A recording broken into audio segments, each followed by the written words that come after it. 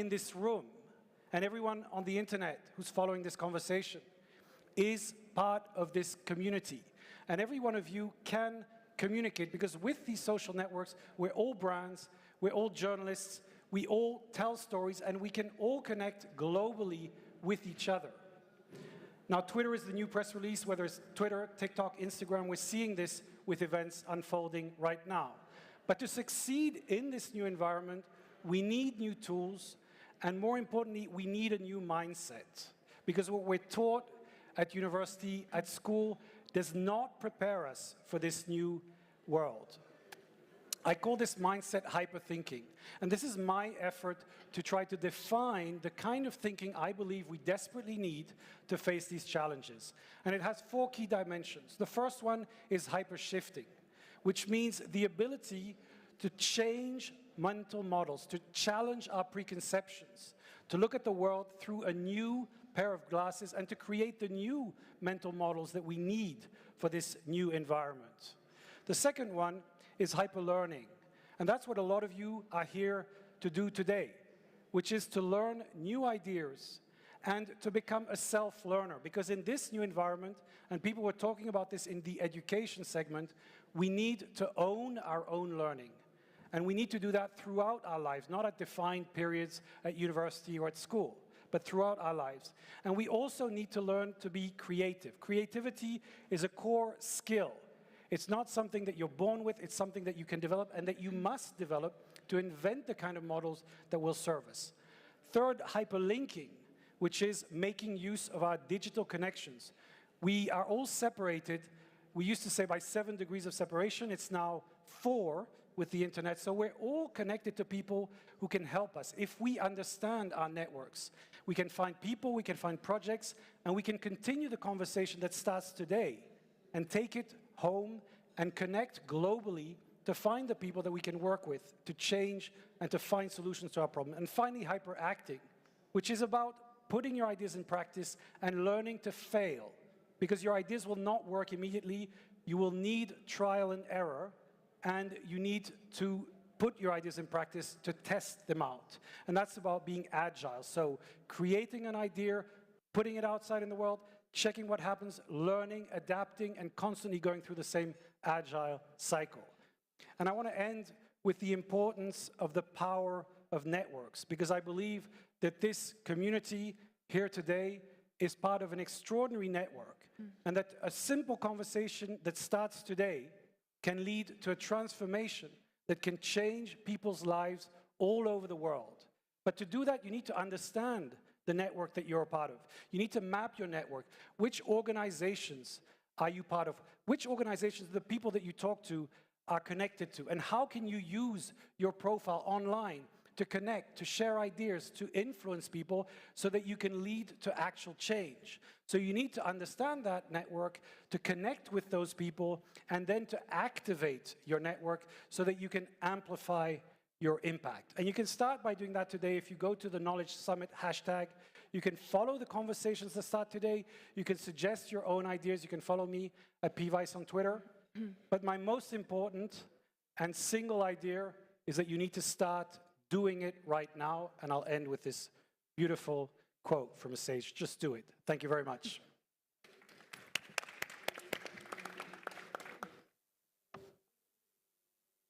Thank you, Philip. Now we'll move to our next speaker, Mrs. Nicole Manger.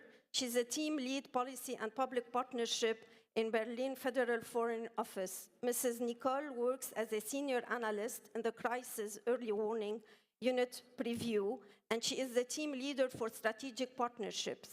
In her capacity, she develops and implements the German government strategy to advance the use of data, technology, and innovation for stronger prevention, crisis response, and climate action through multilateral capacity building. Mrs. Manger is trained in international relations and law at UC Berkeley, UT Austin, and the Göttingen University. She brings for us a wide cross-sectoral expertise in security policy, diplomacy and development, cooperation through her previous assignment with the US DOS and Munich Security Conference on the Syria crisis and with GIZ on sustainable development in West Africa.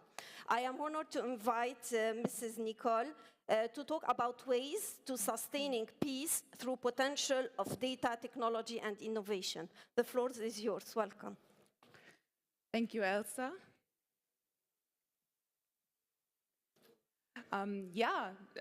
So basically, picking up to just what Phil said, creating a new mindset and creating new ways of collaboration from the big strategic perspective. I'm going a bit into what the German Federal Foreign Office is doing to foster innovation, to enable data-driven and evidence-driven policy making, but also what we are doing to enable stronger multilateral and multi-stakeholder collaborations. So first, maybe a bit of background on where I come from. So you see here at the rooftop of this temple, so to speak, Preview. So Preview is the German Foreign Ministry's Crisis Early Warning Unit, and we serve the Foreign Ministry internally, but also interministerial processes and internationally. So what do? We have a whole big team of data scientists who utilize artificial intelligence, predictive modeling, but also do data visualizations, creating interactive maps to really support political decision-making processes at the highest level and at practical level internally, specifically to predict crises and to better anticipate and prevent crises. We are also responsible for the interministerial early warning process, so bringing together different ministries of the German government and really creating an all-of-government approach to specific crisis settings. And now I come to our third component, which is the whole field of multilateral initiatives, which I'm heading and leading. And I picked this one because what we see in the field of data analytics is we cannot do it alone. So we can do our dashboards just internally, but as soon as we want to create something open source for everyone to use, of course we have to engage different stakeholders in a co-creation process of those tools to increase acceptance. Crisis data funding, we cannot do it alone to make it sustainable. To also data quality standards, we cannot set those as the German government ourselves. We need to collaborate together. And so that's why this whole third field of international collaboration on using data, technology, and innovation for better crisis prevention is really a huge component of our work.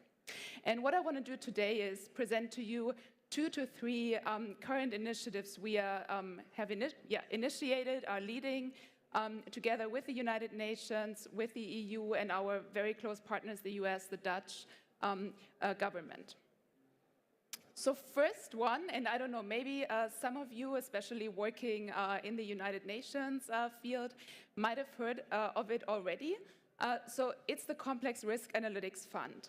And basically, what we do here is we bring together a wide array of stakeholders and partners, so be it governments, states, IOs, but also data providers, the private sector, civil society, and academia, to really sponsor and fund data and data analytics capabilities based on shared values and principles and quality standards.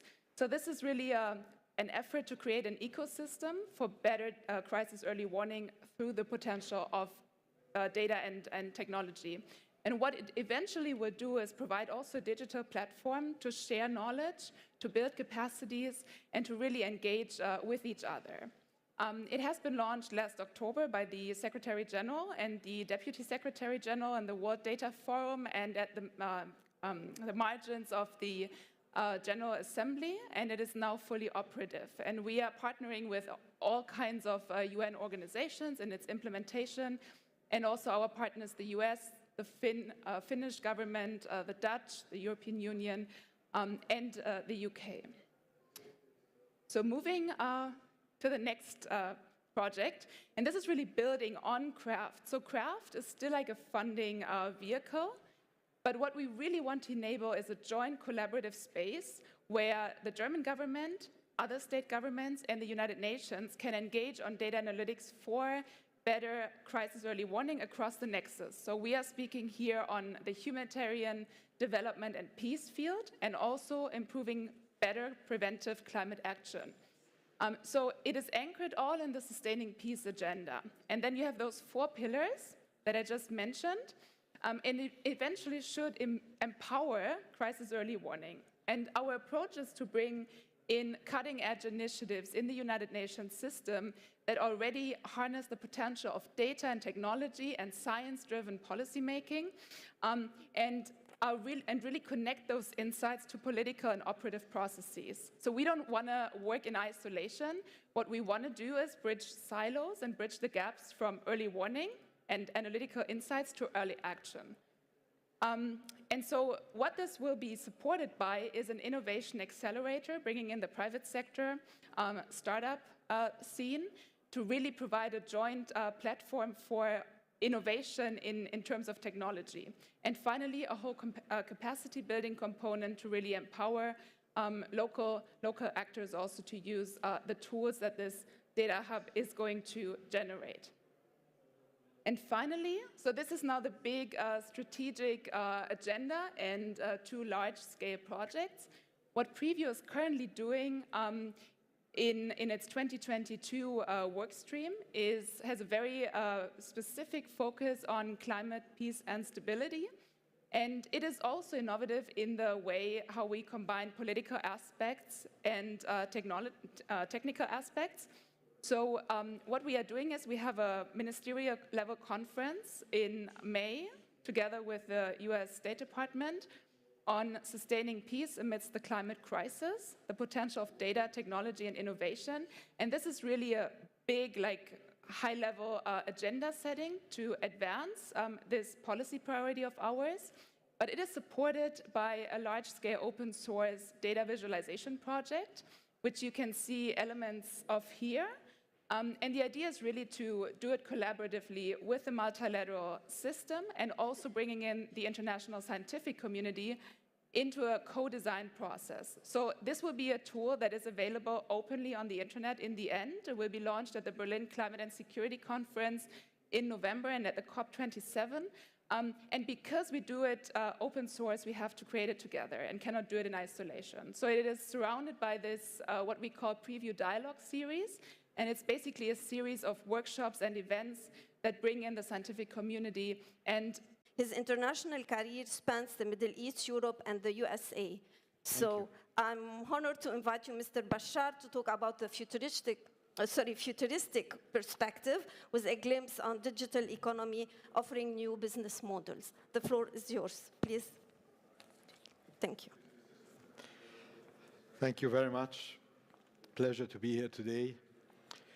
I don't have slides, but I want to have a conversation. So hopefully we can engage in a discussion, because what I want to talk about is what's coming up. It's the future. And if I look at the internet as it started in the 90s, it was, in the first decade, the internet of data. We were collaborating, sharing data. And then we got into the internet of people. We started to interact as people. We started to build our networks and engage with the internet. And I think in the last 10 years, it became the Internet of Things with our mobile devices.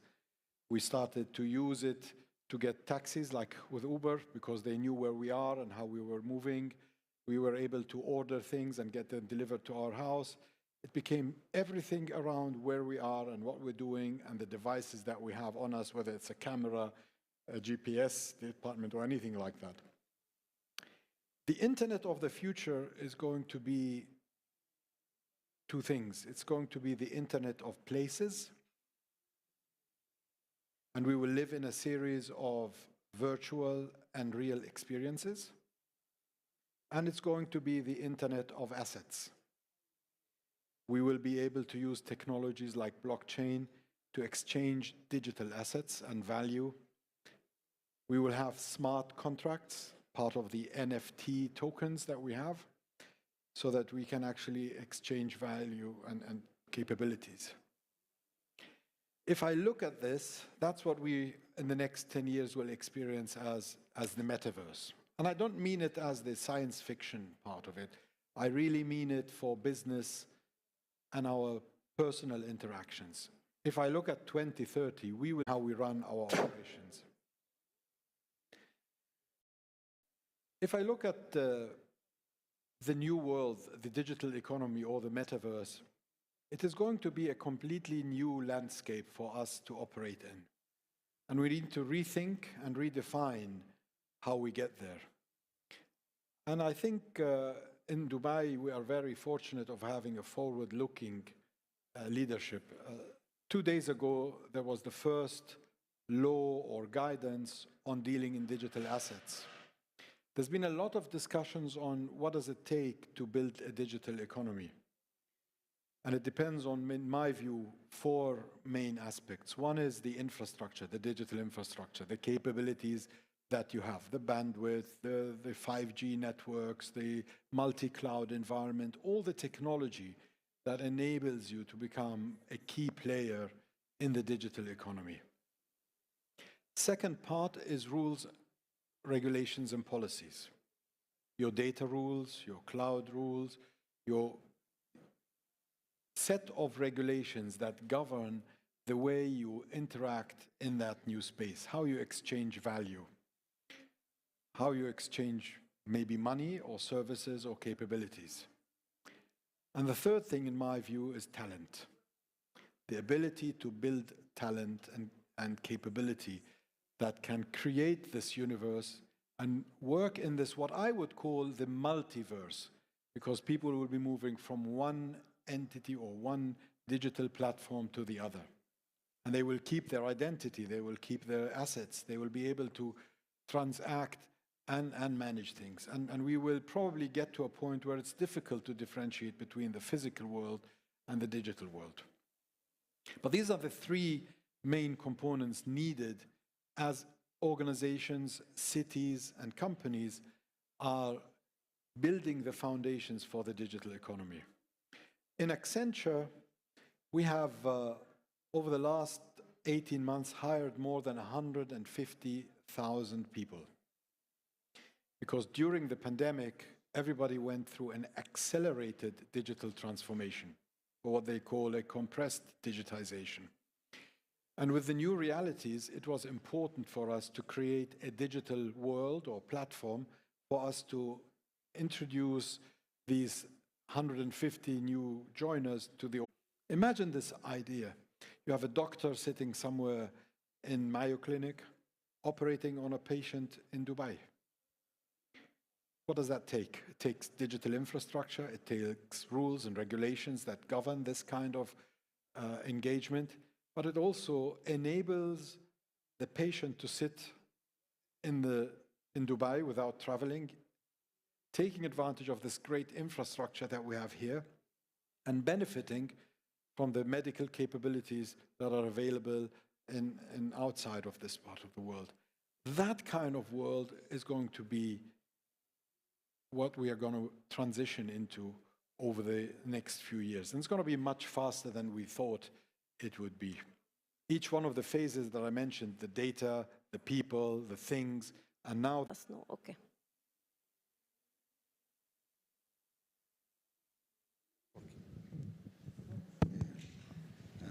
Bismillah ar-Rahman ar-Rahim.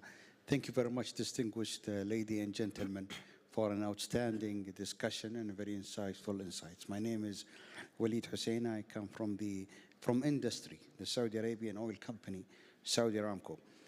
So I want just to bring this great conversation slightly home in this part of the world, the Middle East. One of the things at least we see in industry is the lack of impact of PPP, public-private partnership, when it comes to innovation and technology. We talk about innovation. We talk about the innovation ecosystem, the innovation value chain. Many stakeholders are involved: academic institutions, research enterprises, government, private sectors, companies. The entire ecosystem is actually participating in what seems to be an effort to make an impact coming out of innovation.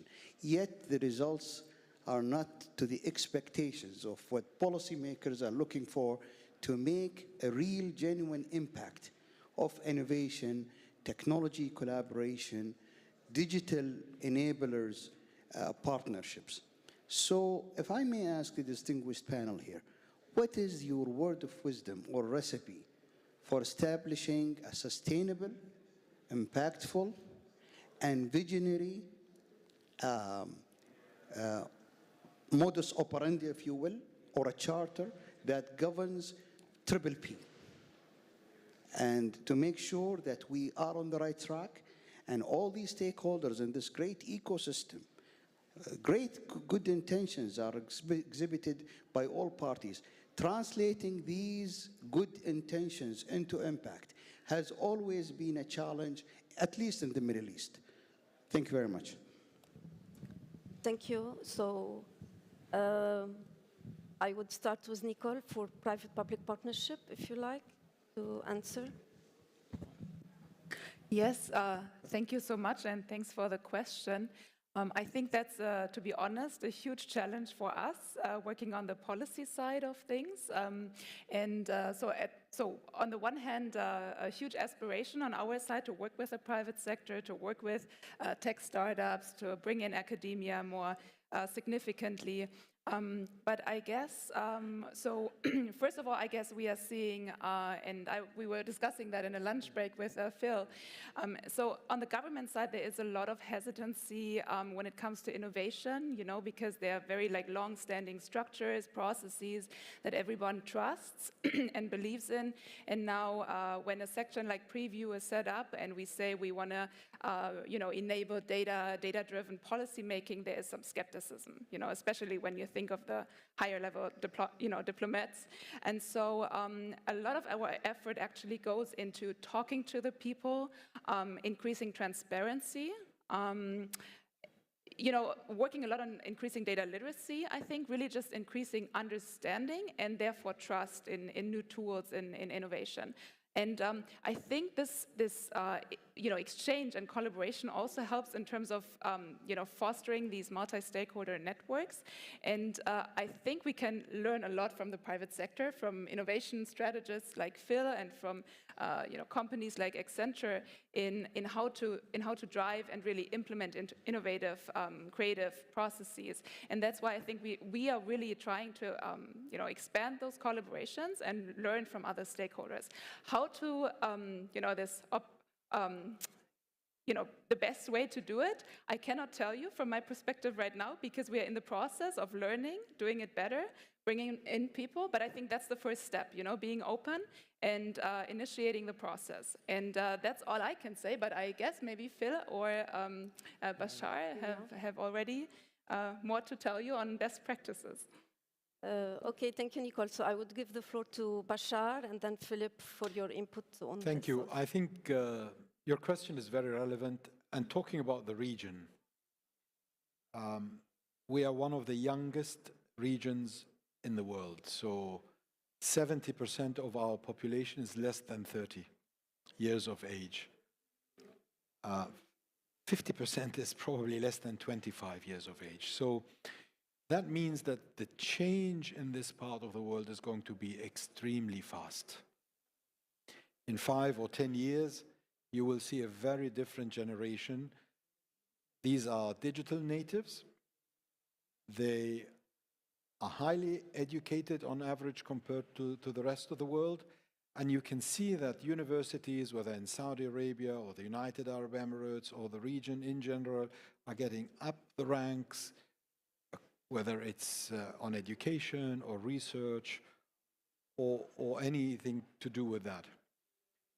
I would argue that you will see a Middle East that is playing a much bolder role in digitization and the digital economy in the next 10 years at a very accelerating rate.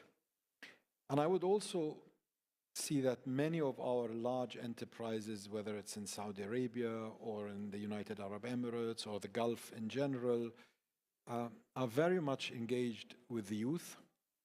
They are engaged in startups. They are engaged in programs that help build the levers that can support us with the digital economy. Just think about all these companies that focus on Arabic content. We've got 400 million Arabic speakers in the region, and there's a lot of focus on creating Arabic content and capabilities around that. Look at all these AI and data-driven startups that you have in this part of the world. Look at the large transformation that we've seen in this world here, whether it's around e-commerce, retail, digital banking, the network, the infrastructure. I think the digital transformation in this part of the world is something to be very aware of, and it's going to be even more, it's going to be playing a much bigger role in the economy in the future, locally and globally. Okay, thank you. Yeah, go ahead, please. Yes, I think that, first of all, we're at an inflection point right now. So we've gone through this enormous change. So I think there's a real opportunity for change. I also think that it's incredibly, large organization structures can be very resistant to change. It doesn't matter what technology, it doesn't matter how much money, it doesn't matter even what training you give. If the culture, the systems, and the mindset are not there or are resistant to it, it doesn't work. So I think that the 4 things I would focus on to unblock this, and I don't think it's going to happen naturally. I think that the natural thing is to resist change. So you need to change the mindset of the individuals, because they're the ones who can take action. They need to learn to take risks, and that in an organization means you have to do something that might risk your own position, and that's why so few people like to do that, because they feel they're putting their entire career, they're displeasing previous people who basically see the world differently. And then you have systems, because you can create systems that reward that kind of risk-taking. So if you embrace a new mindset, new culture, new systems, then you can start encouraging risk. But I think, and I've seen that in sectors where they had all the money, all the resources, and they resisted change. Like, in governments and institutions, it's very hard to make a genuine change. So you really need to break through it, and you need to take bold action to do so. Okay, thank you. Thank you, Philip. Can we move to a second question? Sir, yeah.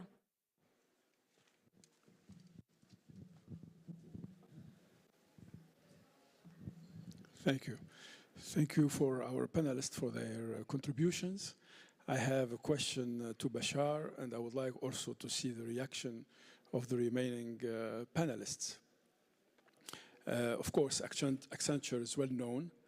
I myself discovered it when AI was coming back on the scene, and Accenture put the first reports estimating the job losses because of AI automation and what have you.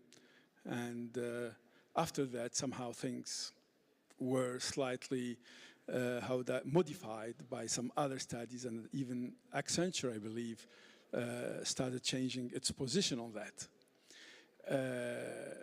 So my point here is really regarding the metaverse, because I feel like Accenture, as everybody else, is more responding to technologies than really thinking about technologies that are needed for our problems. That means needs-driven technologies and solutions. And when I hear you talk about the metaverse, you are taking it as being, a fact that we just have to adapt to and make the best out of it, knowing that just Zuckerberg, for some reasons, to make, a better business, because he had to upgrade his business, he thought of this metaverse thing. So don't you think that by just falling over and over again into these traps of new technologies that are there just to make some GAFAs, make more billions, and knowing that in this case, for instance, the metaverse is really running into a brick wall, which is energy, electricity, okay? It's a humongous CO2 emitter. And as a matter of fact, the metaverse is not gonna come as fast as probably you said because of the energy problem. So not only that we are blindly falling into these energies, so we are being slaves to whatever new ideas come out because we don't wanna miss out, okay? We know that it's gonna exacerbate our CO2 emissions and consequently accelerate our existential risks. And here SEOE of Accenture, going full speed ahead for this kind of technologies without really trying to at least take the time and understand what would be the negative side effects of such new technologies, knowing that I don't see them really solving any major problems, especially our existential threats. Thank you. Well, thank you. I think this is a very valid debate and conversation. And again, I'm very much against technology for the sake of technology. I think it needs to have a reason, whether to improve somebody's life or to improve business conditions or something like that. Some people would argue that if we go back to 1990 and talk about the internet, we would hear exactly what you just said. Where is this taking us? What does that mean to our businesses? How can we live with it or without it? What are all the downsides to the internet? And of course, like anything else in the world, there's a positive and a negative aspect to it.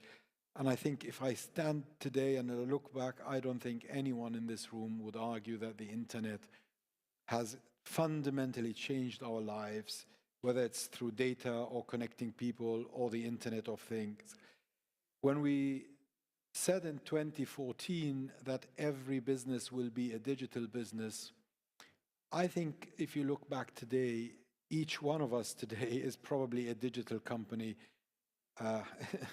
in all the devices and capabilities that we have, in the way we're interacting with each other.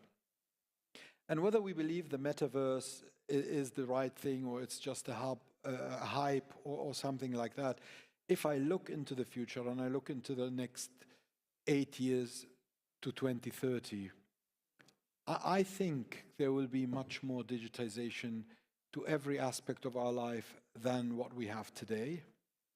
I would firmly argue that we will have more digital, virtual, and real experiences, and we will be hopping through those experiences in a different way and in a much easier way to do these things.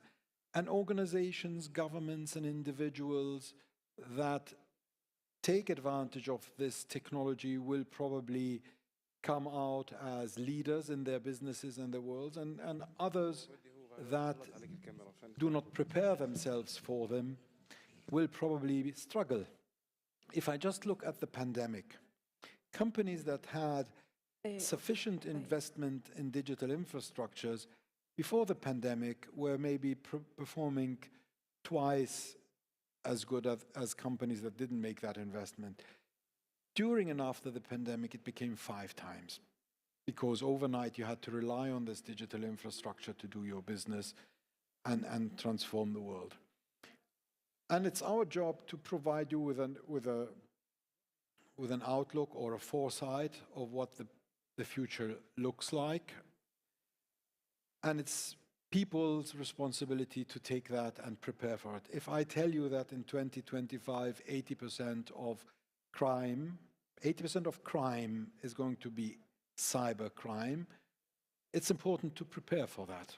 And the question is not if you and your organization will have a cyber attack, the question is when you and your organization will have a cyber attack and whether you will be ready at that time or not.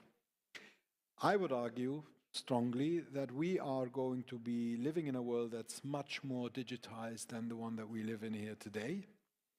And it's going to develop much faster and quicker than the rate of change and digitization that we've had in the past. And it's an opportunity for us to understand this and shape it for our business and our livelihood and our existence than to be a lagger in this space. Again, we can debate a lot about this, but as a consulting firm in technology, it's our duty to give a roadmap of what's going to the world's going to look like in the next 5, 3, 8, or 10 years. I don't know if I answered the question. We can have a chat afterwards as well. Yes. Okay, thank you. Thank you, Bashar. Philip, you have an intervention here, No, please. I think it's a very interesting point, and I'm reminded of, those of you who remember Second Life, which was a big hype 10 years ago. Now, I believe actually that the metaverse is going to have a significant impact, but I think what you say is a very good observation, and I think technology is most powerful when it's simplest. And if you look at the way the internet emerged, and I think it's really important to go back to that, it's simple things like email, very simple websites that really accelerated the fact that people started using it. And I think today, when we face the challenges we're talking about, we don't need a metaverse, we need ideas, we need to connect people. And we need to start using the tools we have, whether it's social media and email, to exchange ideas and collaborate. And I think the tools are there. They don't need to be super sophisticated, and they can have a massive impact, but most people significantly underuse them. So I would say look for what's simple, use it now, and you'd be surprised at the amazing impact that can already have. Okay, thank you. Thank you, Philip. We have another question. Yes. Sorry, first, and then we give you the floor. شريف زكي باحث إدارة مخاطر وأزمات دكتوراه جامعة القاهرة. PhD from Cairo. I was asking about how to benefit from AI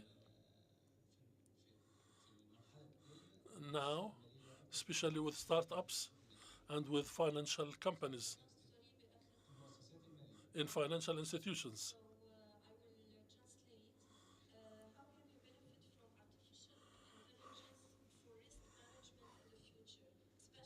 Financial, in terms of finance and risk finance.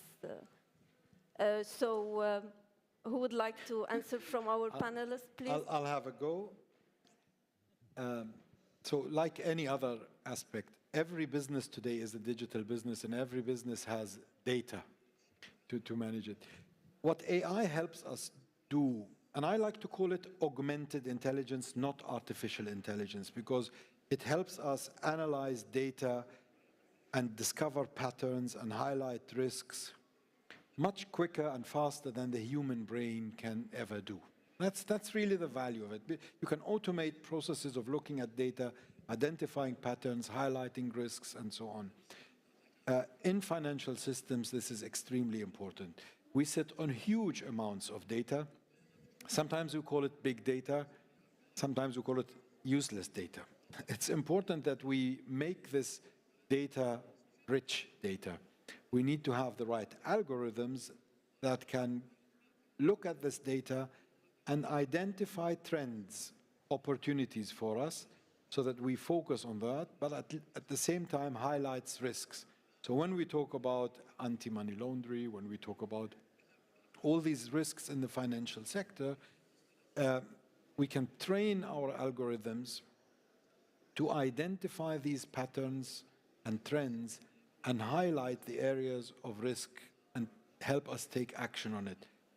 It will make it quicker, faster, and much more reliable than having humans look at it, and it will take more time and it's more prone to error. Okay, thank you, Bashar. Would you like Thank to? you. No. We have, sir, please.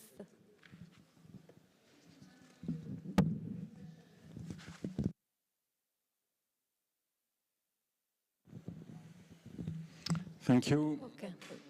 I have two questions. One is I would like to have your perspectives on the level of preparation of governments for managing this risk, creating the new infrastructures for collaboration, for innovation, to be prepared for the next crisis, and the cyber crisis which is just coming now. So I would like to get your point of view of the level of preparation, perhaps in the regions or in Europe. And then the second question is, what would be your recommendation to significantly upskill our leaders? So would you like to, yeah, please? So I think, and I'm looking at this because we worked a lot on pandemic communication around COVID-19, and especially disinformation. And the reality, and I think I heard other panelists saying this, is that we are very ill prepared for the kind of crisis that governments are facing. And we saw that during the pandemic. And we saw that we have trouble dealing with misinformation, disinformation, the simple scientific stories that people need to understand why they need to get vaccinated and things like that. So we have crises at a very fundamental level. And I think governments and institutions really need to change to be able to adapt for this, because we are going to have a series of crises. It's only accelerating. And so I think the leadership needs to say, okay, we can't have the processes and the structure that we have now. They don't work. We're not ready for the next crisis and pandemic yet. So I think we need hopefully COVID-19 has shocked people into realizing that something was wrong, but we don't seem to have taken significant action on climate change. So, it feels like we're going to have to wait until we get right in the middle of it before we start taking real action. So I would say, please, if you're in government, realize that you need to massively change the training, education, and approach to crisis management and pandemic preparation and crisis preparation, which is part of what you're doing with the additional level of being able to take action from the data. Okay, thank you, Philip. Nicole, would you like to, or you don't have anything to add? Well, maybe just a small addition. I completely agree with what Philip said. And also relating back to the previous question, I think it's also essential in crisis management to really distinguish or determine a bit more precisely when AI is useful, when technology is useful, when innovation is useful for crisis prediction, and when it is not. I can give you a very practical example from what we are doing. So usually when you have large amounts of data sets, like Bashar was saying, then you can identify those trends and patterns that are very valuable to have to better anticipate crises. And then those AI systems work. But for example, it is very difficult to predict the psychological decision of one political leader to do something. We cannot predict Ukraine. It was very difficult to predict even Afghanistan using those AI models. So I think it's really relevant to determine when is it useful to use those AI models, when is it not useful. And also, I think you can monitor trends and patterns, but to identify causal mechanisms like the drivers of conflicts, really understanding in depth what are the reasons, what should we do politically, I think then you really need humans, experts, also on the ground, in the delegations, missions abroad, really who have a comprehensive understanding of what is going on. And it brings me to my final point. I think it's really important that we use those technologies to support our decision-making, but they are not the decision-makers. I think that's okay. Thank you, Nicole. We're running out of time. Can we take a last question? We had questions online, but apparently we don't have time to address them.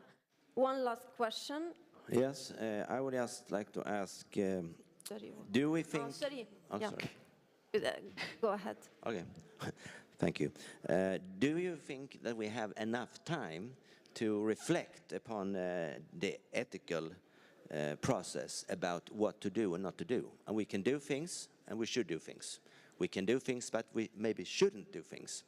So how do we think about, we have, for example, 4 years ago here, a humanoid called Sophia, came from Silicon Valley. She said on the panel, I'm here now, I would like to create my family, and I would like you to help me to get human rights. A machine asking the intelligence of the world on the stage, can I get human rights? So my question is, how do you see, how do we foster a sustainable process of analyzing technology and values? Mm-hmm. Okay, so I'll take that. I have the honor of sitting on the Dubai AI Ethical Advisory Board. And I think it's important to put things in context. As my colleague said, we should really use AI to augment humans' capabilities and not to replace them. So, as a doctor, I use AI to help me diagnose this particular case. I give it a lot of data that it can do quicker, faster, and maybe with less errors than myself. But I'm the doctor that makes the decision on what to do. Same with the manager, lawyer, politician. This is a technology that's there to augment humans' abilities and capabilities. There are also certain rules and guidance for where and how to use artificial intelligence. Number one is explainability. I need to know why this algorithm decided that this is the right outcome. And when I understand why it made that decision, I can actually, as the doctor or the lawyer or the manager, make the right thing to do. I need to make sure that the data that is been used in training this has been, so there's no bias in this data.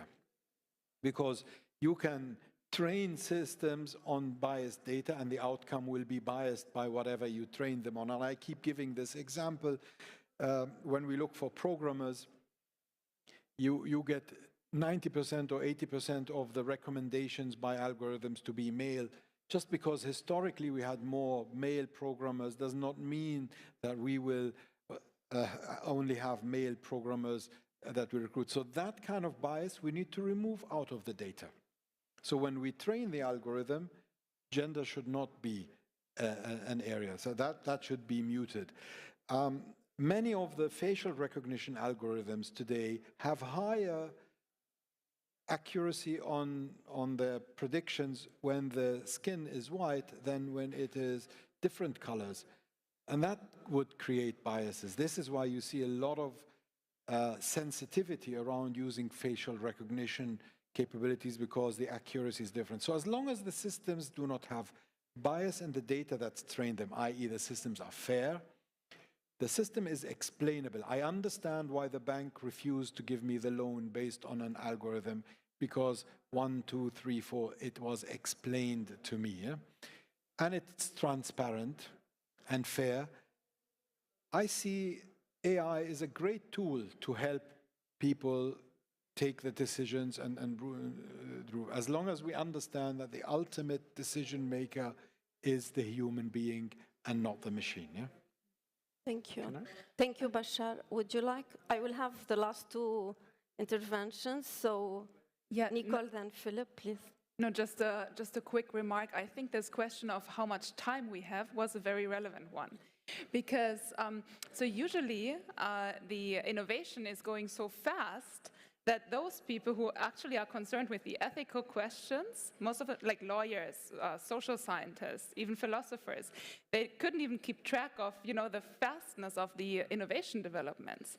And so I want to stress, or I want to end by stressing this again, that's why I believe this cross-sectional collaboration is so important, especially when developing ethical standards. I think it's critical that not only data scientists or a technology consulting firm by itself would determine those standards, because they are the most knowledgeable of the technical questions, but that you really have consultation processes with a wide array of stakeholders to really manage the risks and have wide, perspectives being taken into account when making decisions and also when setting up governance standards. Yeah. Okay, thank you, Nicole. Yeah. So I think we have no idea of what's coming in terms of ethical problems. I think the companies that are driving this are not, and we've seen this by the past track record, thinking about it, it's not necessarily malicious, but I think the world has changed completely, and we're going to need a massive crisis to wake up and realize, oh my God, we created this. Now people who get facial recognition, we had no idea. So I think what we're facing is a situation where the technology is completely out of sync with our understanding. You talked about explainability.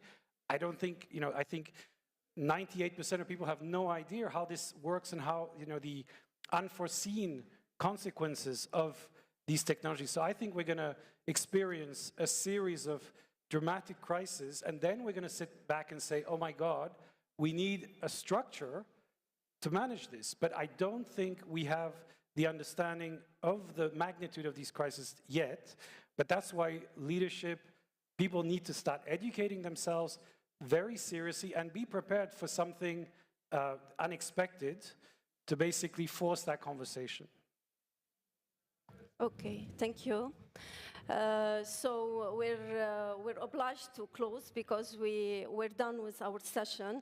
I see clearly that we need really to reinvent ourselves and to work hard to be ready to whatever will come up in the future in terms of new technologies and innovation. I would like to thank our panelists, Mr. Bashar, Ms. Nicole, and Mr. Philip, and would like to give them a clap. Thank you. Thank you for your presence. Thank you. Thank you. It was good. Thank you. Thank you. Very interesting.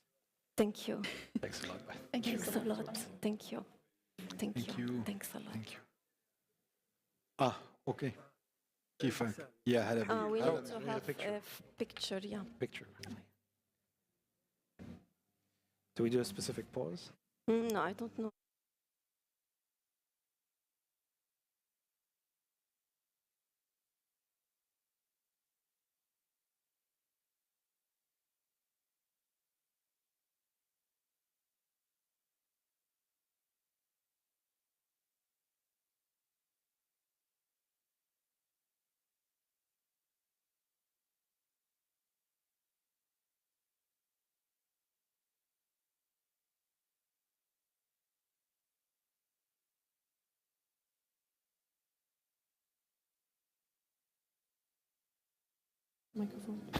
شكرا جزيلا للدكتورة ألسا وكل المتحدثين في هذا الجلسة. I would like to thank Dr. Elsa and all the panelists in this session. Now moving to our other session. الجلسة القادمة بعنوان نحو اقتصاد المحيط النمو الأزرق. Our next session, Towards an Ocean Economy Blue Growth. المتحدث بول هيلتوس الرئيس والمؤسس والمدير التنفيذي للمجلس العالمي للمحيطات.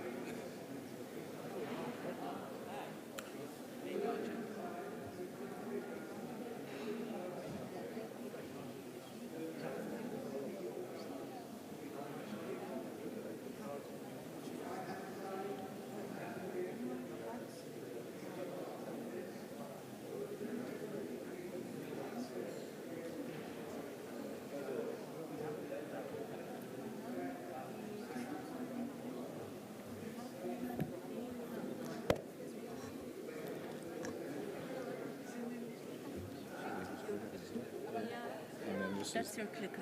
Okay. Good afternoon, everyone. I would like to propose we'll go ahead and start on this this next session about the blue economy and the ocean. And we'll just move on from where the last discussion we had, and a lot of those points I think are really relevant to talking about the future of the planet and sustainability in relation to the ocean. My name is Paul Holthus. I'm the founding CEO and president of the World Ocean Council. And what I'd like to do is I've got a lot of content, and I know we have people online that are participating, and I've often taken these sort of opportunities to really introduce the ocean economy, the blue economy, sustainable development in ways with a lot of data, a lot of information that people are often interested in accessing later. So the slides will be available, and I'll go through a lot of this content to give you a sense of the status of the ocean economy, the growth in the ocean economy, how that relates to sustainable development, how it relates to climate change, and particularly what are the opportunities for business to work together with governments and other stakeholders to address blue growth moving forward. So let me start by giving you a sense of what is the blue economy, how big it is, how fast it's changing, how many sectors are involved, how diverse it is, with this sense of what the 71% of the planet that is the ocean means to our planet and the overall economy and sustainability. Just to give you some very broad sense of what we're talking about with the ocean, an overall value of ecosystem goods and services of $24 trillion, and perhaps up to 4 trillion plus of actual economic activity every year. So the ocean economy, although not well known and not thought about by a lot of people, is critical to the overall planetary economy. And there's some other figures there in terms of some of the countries and how much the ocean economy relates to their overall economy. And what we'd like to really emphasize here is how diverse the ocean economy is, how many components there are to it. It's a multiple-use ocean. Again, 71% of the planet's surface, and much greater portion of the global biosphere. And one of the ways to look at this global ocean economy is to think about the different parts of the business community, the private sector that makes up the ocean. They are the direct ocean users, and probably most of you will be thinking of one or several of those: fishing, shipping, offshore oil and gas, offshore renewable energy, ports, tourism. But all of these direct ocean users are supported by this ecosystem of indirect supporters. So the shipbuilders, the net makers, the food makers for aquaculture farms, for fish farms, et cetera, and all of the retailers that put their and producers that put their commodities or products on ships. All of these companies are part of the ocean business ecosystem, along with the legal community, the insurance community, the finance community especially, and we'll talk a bit more about that. The ocean is not only a big part of the global economy, it's a growing part of the economy. There are many existing uses, I've mentioned some of them, but there's also a great growth in new areas. I also mentioned offshore renewable energy. This is one of the major growth areas and will continue to be. New kinds of use such as carbon sequestration that are coming, and seabed mining. All of these are expanding, even the traditional long-standing uses of the ocean, expanding in the intensity, the duration, the geographic extent, if we think about the Arctic and the uses going on there, as we continue to grow as a population. And I'm going to very quickly give you a sense of the growth in the various sectors that make up the overall ocean economy. Of course, the pandemic has affected many of these trajectories, but the expectation is, and this is where the future forecasting, the foresighting that many excellent companies such as PwC and others do, really helps us understand what we would come to expect for the future of ocean use. But look at this trajectory for shipping. This will, again, it's been affected, disrupted by the pandemic, but expectations are this growth in shipping will continue as the economy restabilizes after the pandemic. Cruise tourism as a specialized form of shipping, obviously hugely affected by the pandemic. But if you look at these figures, in 2008, the global financial crisis barely affected tourism on cruise ships. And so we can expect this to rebound and reshape after the pandemic. Aquaculture has become the predominant form of seafood that's being produced now. More than 50% of seafood and this has been the fastest growing food production system of any kind on the planet for quite a few years. Fisheries, although the biomass, the amount of fish production from wild capture fisheries has plateaued a number of years ago, fishing continues to move into other parts of the ocean, deeper, further offshore, and is a key part of the economies of many developing countries, and local and subsistence and artisanal fisheries are a hugely important part of the livelihoods of many, many millions of fishers around, fishing men and women around the world. Offshore and gas, critical to this part of the world, this region, continues to be a significant part of the energy mix and will continue to be so for many decades. And again, moving further offshore into deeper waters and is something that needs to be considered as we continue to look at the future of the ocean and the ocean economy. In the energy mix, though, what's really changing is the use of and development of offshore renewables. Wind energy, as hopefully most of you know, has really taken off in the last decade or so, particularly in Europe, Northern Europe especially.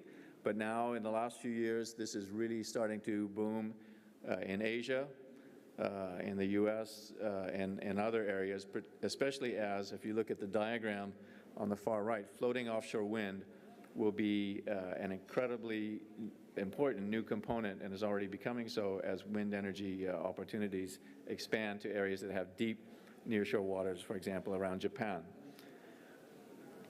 In addition, there's tremendous potential for ocean energy from waves, from wind, from waves, from tidal, from current energy, salinity gradients, temperature gradients, and all of this largely untapped potential will be a boon to the renewable energy sector when the technology gets worked out. So huge opportunities for investment, innovation in that sector. Telecoms, submarine cables. All of you that are online right now are probably using the marine environment, even though you don't know it. 98% of international internet traffic goes by submarine cable. There's more than 1 million, actually the numbers now are 1.2 million kilometers of submarine cables, a hugely important, critical piece of global infrastructure now.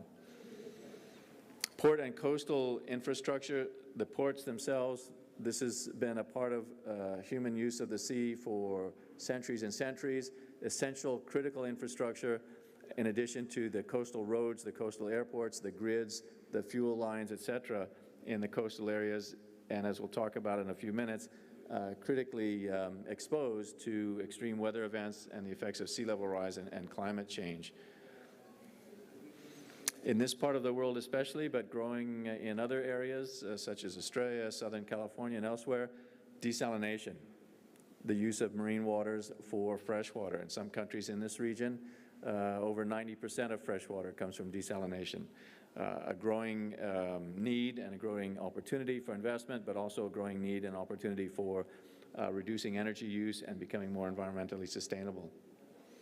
Seabed mining, potentially a critical new part of the use of the ocean, controversial and under a lot of discussion now, but many deep sea areas are becoming leased by public and private partnership consortia under the International Seabed Authority regime of regulating that development, and may be a critical part of providing the metals that we need for renewable energy, for electric vehicles.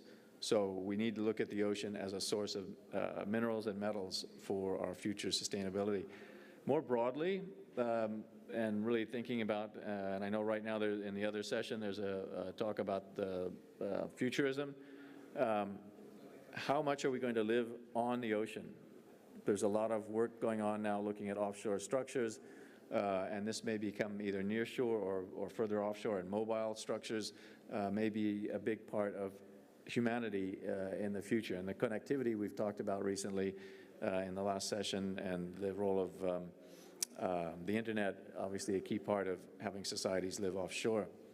So when you put all this together, you have a busy ocean. As big as it is, there's a lot of ocean activity going on. If you look at these maps, and there'll be many more for other sectors, and start to overlap them, you see that the global ocean, as big as it is, 71% of the planet's surface, all of it is impacted to one degree or another by human activity. And this is the view of the world that we need to keep in mind, a view of the ocean that we need to keep in mind, and that governments, the science community, the environment community, this is the worldview of the ocean that is driving a lot of the concerns about the ocean and how we will ensure that it is healthy and productive and sustainable moving forward. There's a whole series of risks that are also opportunities for the ocean business community. And I won't go into these in detail, but just to give you a sense of how these are layering on over the years as different aspects of the ocean become more highlighted over time. This is creating a complex mix of issues and challenges, but smart companies are realizing that these are opportunities to be addressed as we move forward in understanding how to best develop a sustainable ocean economy. There's a challenge, though. The ocean, like the atmosphere, is a shared global ecosystem, especially when you think about the ocean areas beyond 200 kilometers, 200 miles offshore. That's 41% of the planet is international waters, shared by all of humanity. And no one company, no one government, no one sector can be achieving the health and productivity and sustainability of that. It takes everyone working together. And if we just look at the lens that we mainly use at the World Ocean Council, the private sector, we need to look at all of the different components of the ocean business community to engage together to address these sustainability challenges. There had not been a structure or a process to bring together all of these different industries from around the world and across the sectors, and this is what led to the formation of the World Ocean Council as the international cross-sectoral business and investment leadership organization. We bring together companies large and small from across the sectors to focus on common challenges, common opportunities, and the need to collaborate and provide leadership on the future of the ocean with this goal of a healthy and productive global ocean and its sustainable use and stewardship by a responsible business community. Importantly, this is underlined by key business drivers, the access and social license to marine areas and resources, stability and predictability in operations, and this is where the whole issue of foresight and the use of artificial intelligence and analysis to understand risks in terms of the future use of the ocean, the synergies and economies of scale that can come from collaboration. These are the business drivers for what we do at the World Ocean Council, which rapidly became, as it was the only global business organization for the ocean, became recognized by a growing number of UN agencies and international organizations from the business community, and especially in regards to the Knowledge Summit. I would highlight those first 4 or 5 organizations on that list as key knowledge partners in understanding the ocean and the future of the ocean and in working to ensure it's being used sustainably. So we work to bring together the different sectors, work with these other partners in government, intergovernmental organizations, science and the environment community across a whole range of areas. Some of these listed here.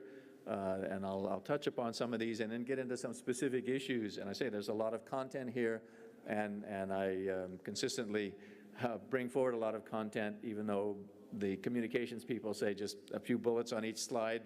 I get people telling me they want to see this because they're not familiar with the ocean economy, and ocean sustainable development. So I'll just highlight a few things as we move through this information. The Sustainable Development Goals, particularly SDG 14, focuses on the ocean, but is linked, of course, to many of the others, such as energy, climate, freshwater, and many others. The important point here is how the SDGs have helped bring companies into focus on so many of the sustainability goals, but I would highlight that the SDG 14 on the ocean has actually been so far the least enacted of the SDGs. There's a lot of work to be done, and a lot of this has to do with how difficult it is to access the ocean, and we'll come back and I'll finish on a point of ocean knowledge, what we need to know about the ocean in order to work on sustainable development for the ocean. And so this key question here, how can industry, governments, and other ocean stakeholders best collaborate on achieving sustainable development in the ocean. A key driver for that work and that effort is investment, harnessing the role of the finance community to help drive the progress, the behavior, and accelerate the action on the part of the private sector in addressing ocean sustainability issues and challenges. So we've developed, as part of our overall core in harnessing the corporate sector, we've expanded that work in the World Ocean Council over 10 years ago to actively reach out to the investment community, the ocean investment community, to link up the ocean corporate sector with the ocean investment sector, and I'll speak about innovation as well, in really moving forward, developing and moving forward with a global agenda of priorities on sustainable development and how the investment community can be a key part of that through the kinds of, through the ways outlined here in terms of bringing value through creating that interaction between industry, investment, and innovation. So we do that through this, as I say, this investment platform. We have a monthly ocean investor or ocean funds roundtable. We're working on creating a common international framework for ESG investing for the ocean. The metrics, the indicators, the reporting that can feed into the broader ESG ecosystem by working with ocean companies and ocean investors to really develop the framework for responsible investing that's focused on the ocean and really help accelerate that connection, as I say, between investment and ocean sustainable economic development. I'll also highlight here what we call the Global Blue Economy Innovation Initiatives Network. There's been this tremendous blossoming of innovation initiatives, accelerators, incubators, challenge competitions focused on the blue economy. What's important here, though, is it's a global ocean ecosystem, and so to have innovation that focuses on real issues through this innovation network, we're connecting those innovators, those accelerators, in several ways. We're connecting them with each other so that they can look at how to coordinate and be facilitated through our network in coordinating to focus on, secondly, the connecting point of issues. What are the real issues that need innovation? Thirdly, connecting them to the market. Which are the corporate sectors that need innovation on which specific issues? And fourthly, connecting to the actual investors. So looking at issues that are important to various industries and linking the innovators and the investors through that initiative.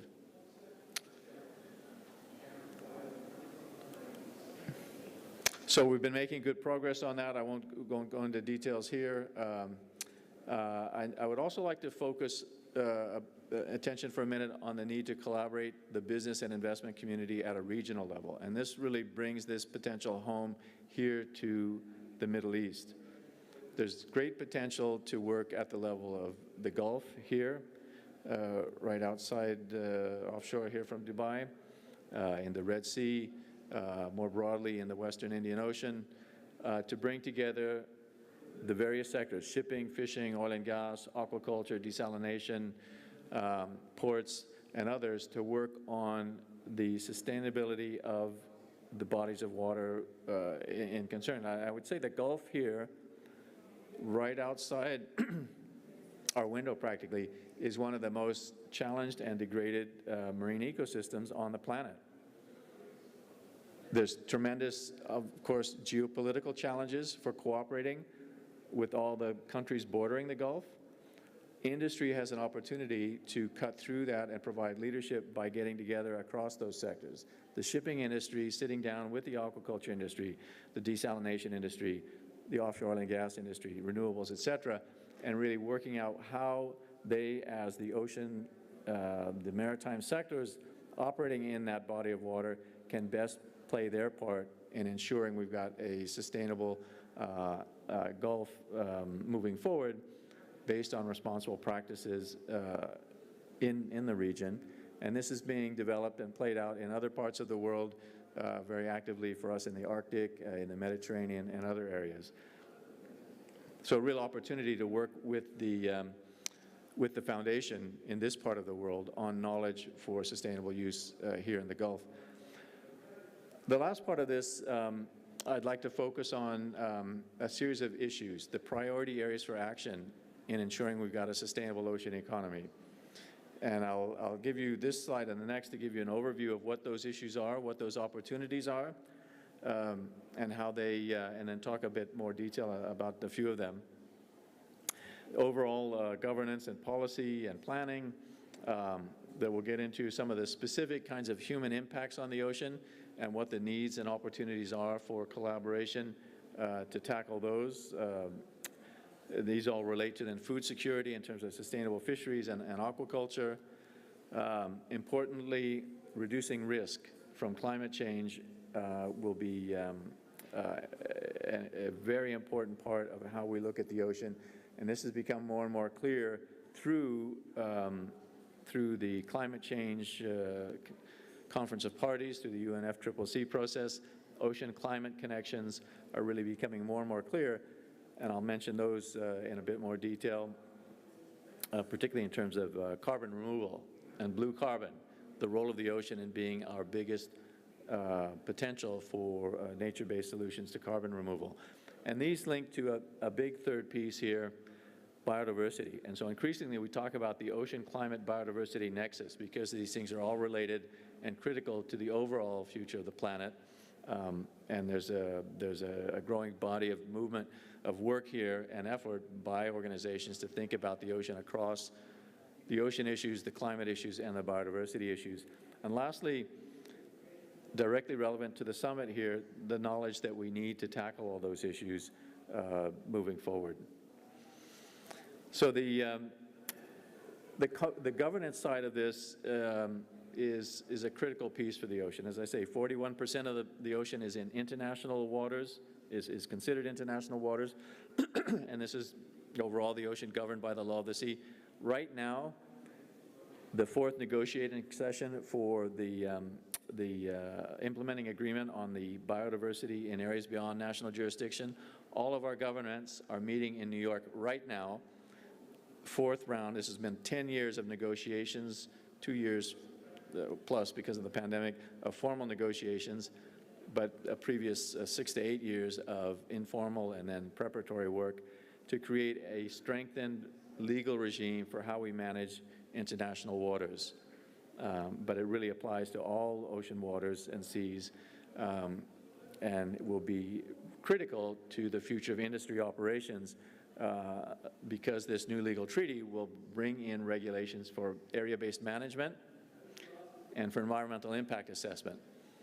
So any company in UAE that's running ships, that's got offshore platforms, aquaculture, et cetera, is going to be affected by these negotiations that are going on right now in New York. Another big governance area is developed through the Convention on Biological Diversity, and we won't go into that today in detail, but just to give you a sense of how complicated ocean governance is, this is the scheme of things for the different UN agencies, the governing arrangements that create the context for working on ocean governance. Let me just move forward on a few of these issues to then move closer into shore to talk about marine spatial planning.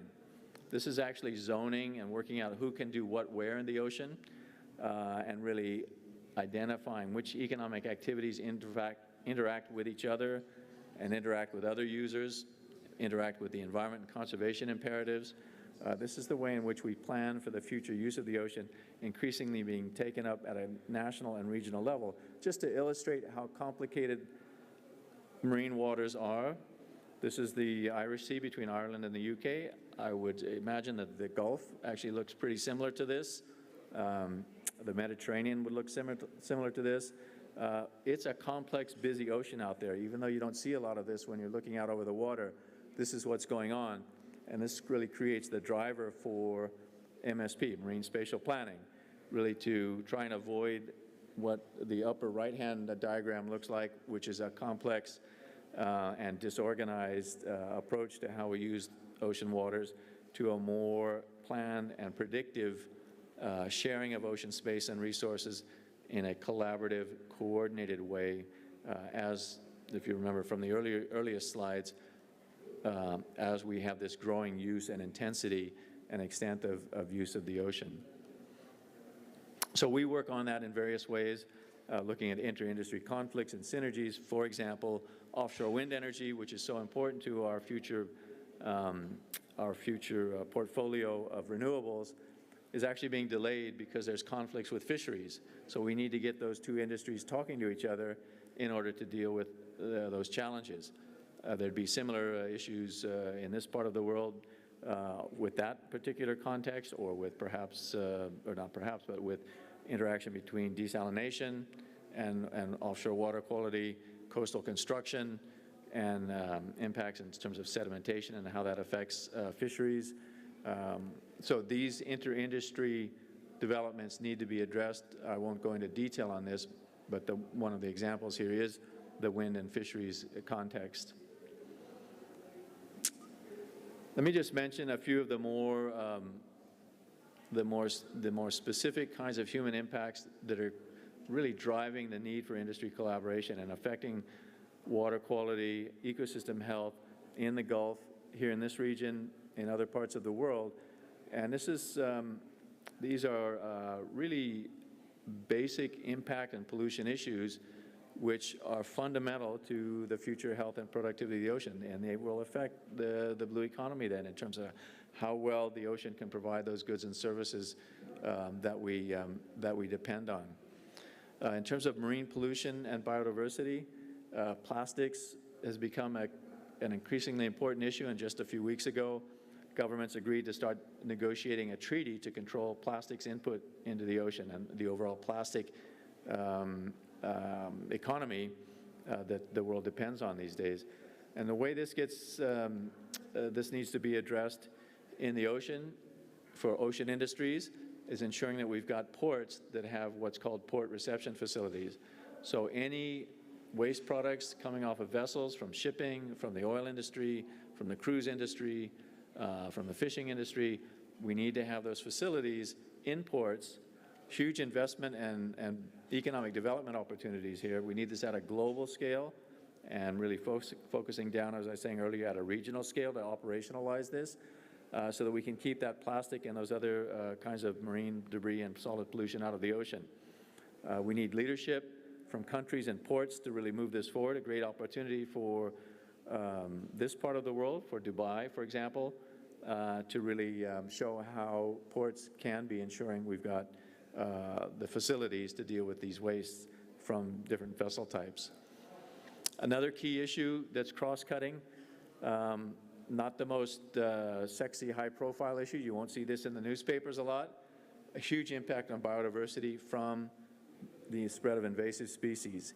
These are the plants and animals, mainly animals that grow on the sides of vessels, that as those vessels get moved around the world, they introduce those invasive species to marine waters elsewhere.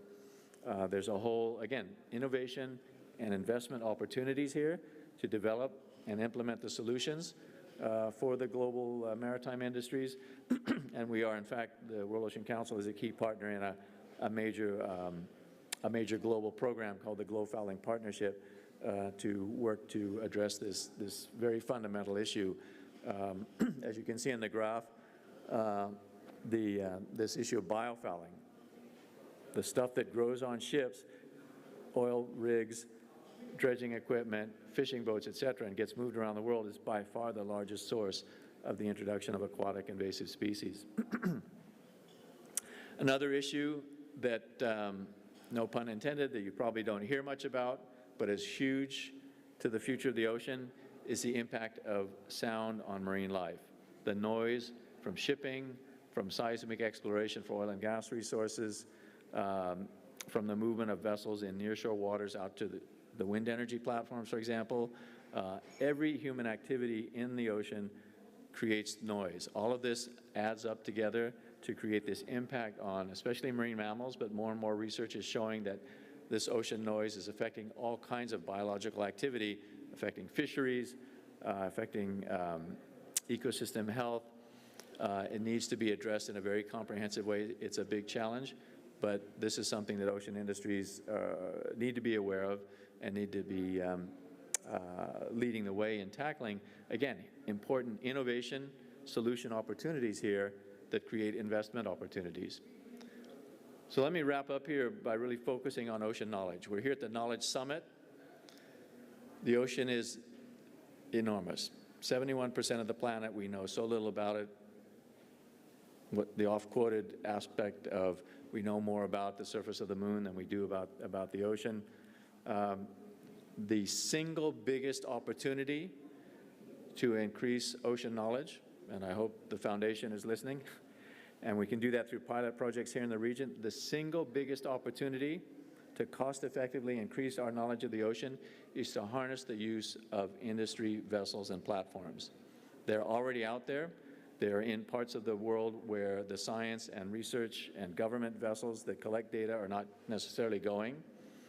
We can improve our knowledge of the ocean most rapidly and most efficiently by ensuring those vessels and those platforms have sensors on them that are collecting data, or that they are deploying instruments, or that they are hosting scientists on board those vessels and platforms, and that also companies are even just sharing the data that they have in their filing cabinets. So we call this the Smart Ocean, Intergovernmental Oceanographic Commission, the International Hydrographic Commission, the World Meteorological Organization. They came to us and said, Paul, the World Ocean Council is the only organization that's talking about getting all this industry connection to data collection and improving ocean knowledge. Can you help us get more companies involved in collecting the data we need regarding the atmosphere? This is about the ocean, but also all those vessels can be collecting data above the ocean and increasing our ability to predict climate change, extreme weather events, and other sources of change that the planet is undergoing. So we've got 50 to 80,000 ships out there right now around the world, 3 to 4 million fishing boats, 3 to 4 million fishing boats. If we had even 1% of those collecting data, we'd be scaling up our ocean knowledge extensively. And then you add in the ferries, the wind energy facilities, the oil and gas platforms, et cetera, aquaculture, fish farms. And so we're brokering that relationship. We're bringing companies together with scientists and government agencies to really identify priorities and accelerate that improvement in ocean knowledge. And so that really takes place on a company-by-company level. And again, I would encourage the foundation to think about how they can work with us to facilitate this. And leadership companies here in the Emirates, in Saudi Arabia, and in this region more generally. And just to wrap up again, it's about deploying instruments, hosting sensors, sharing data that companies already have. This is the Knowledge Summit. This is the way, and I'll really stress and reiterate this again, this is by far the most effective way to rapidly, cost-effectively, and substantially scale up our ocean knowledge. We've been doing this in pilot projects around the world, and I'll target this right at Sustainable Development Goal 14. 14.A is specifically increase ocean knowledge. So I would really encourage the Knowledge Summit here and the foundation to think about how we could work on this. And as I say, scaling up this through a pilot project here in the Gulf to work on this and really create that win-win opportunity that can help us predict ocean conditions, better predict extreme weather events. Last panel mentioned things like security risks, the way we can best deal with those from the ocean side and the coast and with coastal communities and ports is by increasing our knowledge to better predict and forecast ocean conditions, extreme weather events, and these sort of impacts. So I will stop there, and I know with the start time that we had, we're at our finish time here already. I encourage those of you that are interested to get in touch with the World Ocean Council.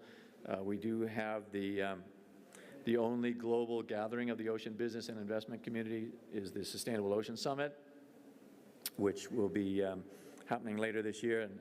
And we've been waiting since the start of the pandemic to launch the Blue Finance Summit, which will take place also later this year. It will be the gathering place for the ocean investment community around sustainable development for the ocean. And with that, I'll wrap up and thank again PwC for inviting us and thank the summit for hosting us here. Thanks very much.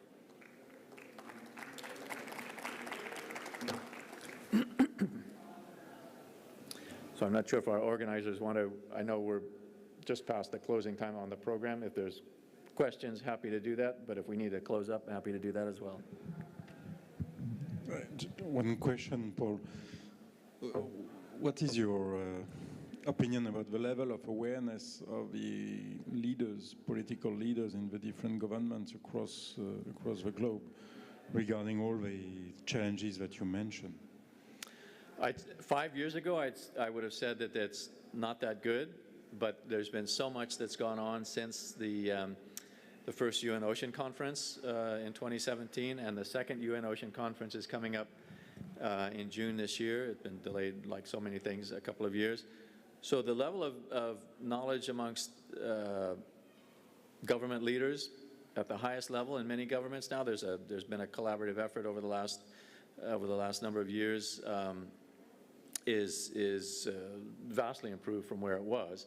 I think people are really seeing, as I say, that ocean climate connection has, I think, really driven a lot of the interest from leaders. And I think we can expect to see a lot more government action and leadership. To give one example, as part of the move towards biodiversity conservation, this year is and right now, the planning for the Conventional Biological Diversity Framework is on biodiversity conservation, looking at 30 by 30, 30% of the planet protected by 2030.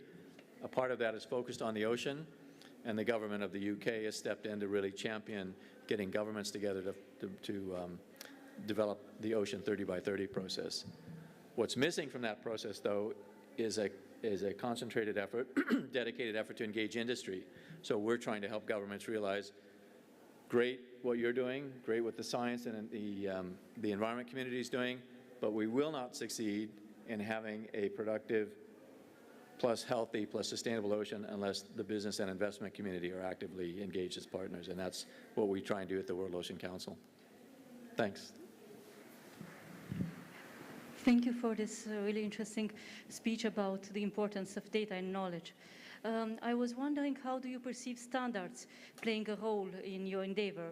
Are you already considering aligning with ISO IEC, GTCU, Joint Technical Committee 1, Subcommittee 42 work on big data on standards? Do you consider them as a support, or do you consider them bringing an additional challenge to your task? So standards for data collection? Is standards, that, yeah. Yes. The ones that I was mentioning from ISO and IEC, they are international standards. In the Joint Technical Committee 1, in Subcommittee 42, which is artificial intelligence, there is a series of standards on big data, some which are defining the vocabulary, and some which are going on the technical details, how to store data, what are the formats. Yeah.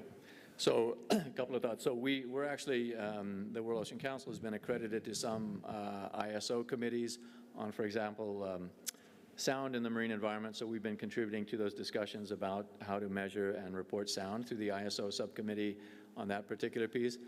We're not directly involved yet on the big data discussions at ISO, but where we are involved, as I mentioned, we have partnership agreements with IOC at UNESCO, with WMO, with the International Hydrographic Organization. We're accredited at the International Seabed Authority, et cetera. So we, particularly the IOC example you mentioned, we rely on that intergovernmental and scientific system to really define the standards. And our work is to bring industry into the process, increase the flow of data in the pipeline, basically, to the national, regional, and global scientific institutions based on the standards that they are developing as through the intergovernmental process. So we want to work with those standards.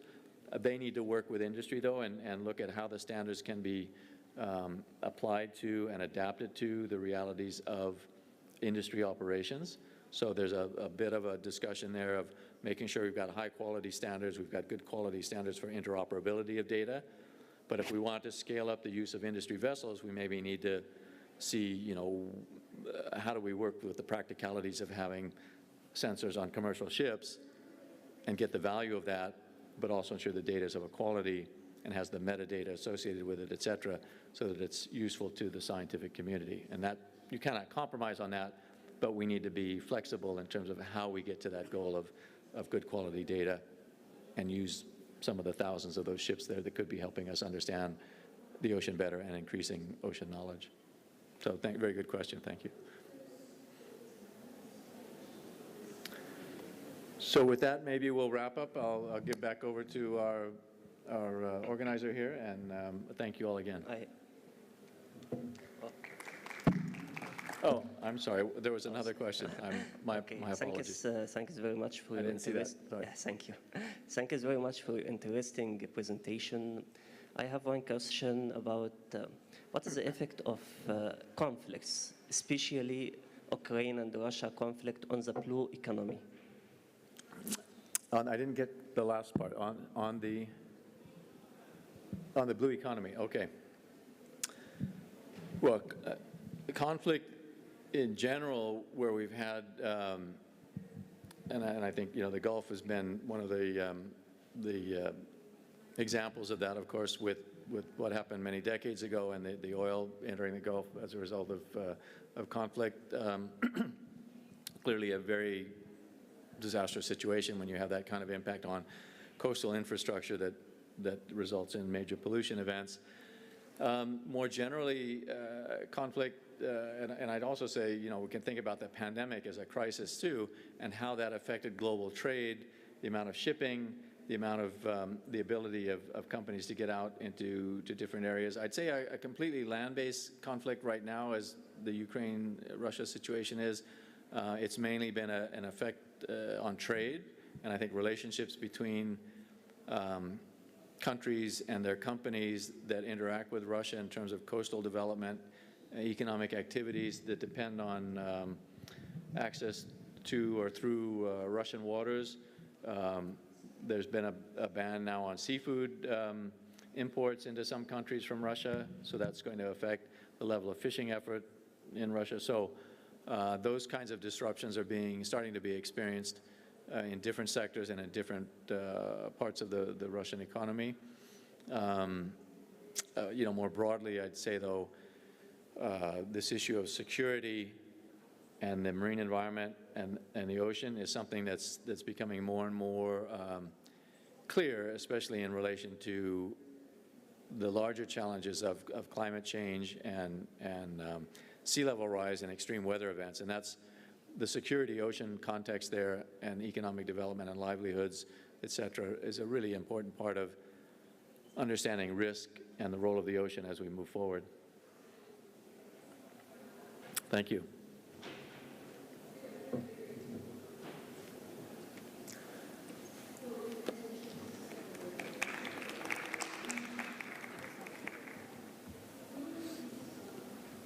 Thank you, Paul. حضورنا الكريم، هذه كانت نهاية يومنا الأول من قمة المعرفة في قاعة فضاء المعرفة.